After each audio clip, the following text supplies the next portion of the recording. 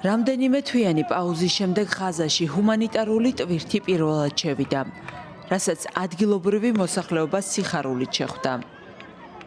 ასეულობით ადამიანი ცდილობდა მიახლოვებოდა იმ ყუთებს, რომლებსაც არაბთა გაერთიანებული საამიროების წითელი ნახევარმთვარის აღმნიშვნელი ნიშნები ჰქონდა დატანილი.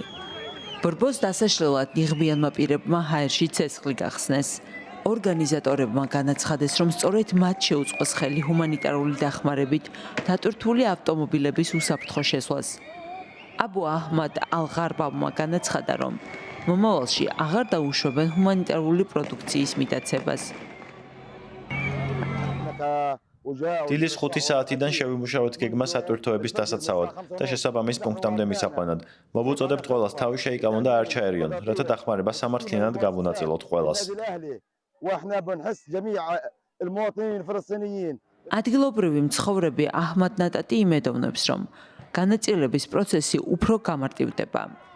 მისი თქმით, ადრე ხალხს საკმაო მანძილის გავლა უწევდა დახმარების პუნქტამდე მისასვლელად და საათობით იდგა გრძელ რიგში, რაც ხშირად არეულობით, ჭყლეტითა და სროლით სრულდებოდა. გვიხარია, რომ ეს პროცესი ახლა შედარებით დაცულია. თუ სამართლიანად გადანაწილდება ღმერთის ნებით, ის სწრაფად მიაღწევს მოსახლეობამდე.